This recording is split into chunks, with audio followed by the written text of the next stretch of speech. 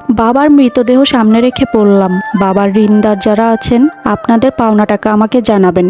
বাবার ঋণ আমি শোধ করব। ছোট বোন আমার হাত চেপে ধরে বলল, ভাইয়া তুই শোধ করবি কিভাবে? তুই তো নিজেই 5 বছর ধরে কোনো চাকরি পাচ্ছিস না, বেকারত্বের শিকার হয়ে টাকা শোধ করবি কিভাবে?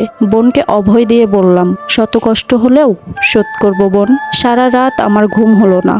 বোনের বিয়ের বয়স হয়ে গেছে, পরিবারের খরচ না হয় কোনো রকম চালাবো, কিন্তু বোনের বিয়ে দিব কিভাবে? পরের দিনই ঋণদাতা এসে হাজির। বাইরে বের হয়ে এত লোককে দেখে ঘামে আমার কপাল ভিজে উঠল। মৃদু স্বরে বললাম, আপনারা বাবার কাছে কত টাকা পান বলুন, আমি চেষ্টা করব শোধ করার। ওদের মধ্যে একজন এগিয়ে এসে বলল, আমরা ব্যাংক থেকে এসেছি।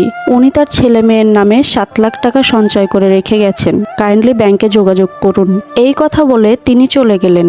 বাকি লোকগুলোও ছোট ছোট সমিতি থেকে এসেছেন। ওরা জানালেন বাবা ওদের সমিতিতে প্রতিদিন 20 টাকা করে সঞ্চয় রাখতেন।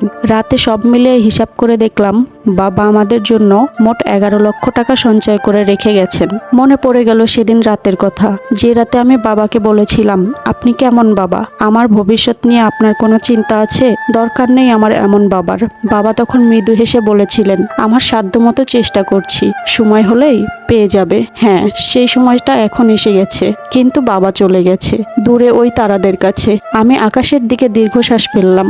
বললাম, বাবা আজ পর্যন্ত তোমায় কখনো বুঝতে পারলাম না, এখন বুঝতে পারছি কেন তুমি এক শার্ট পরেই একটা বছর কাটিয়ে দিতে।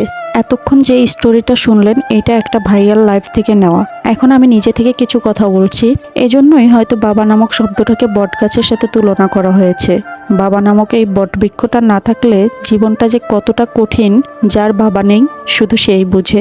একজন বাবাই পারে সন্তানদের তার ছায়ায় আগলে রাখতে, নিজে হাজার কষ্ট করেও সন্তানদের মুখে হাসি ফোটাতে। যাদের বাবা বেঁচে আছে তারা একবার হলেও আলহামদুলিল্লাহ বলুন। আমি আমার বাবাকে হারিয়েছি গত 3 বছর হলো, তাই বাবা না থাকার যন্ত্রণাটা খুব ভালো করেই অনুভব করতে পারি। ভালো থাকুক পৃথিবীর সকল বাবা।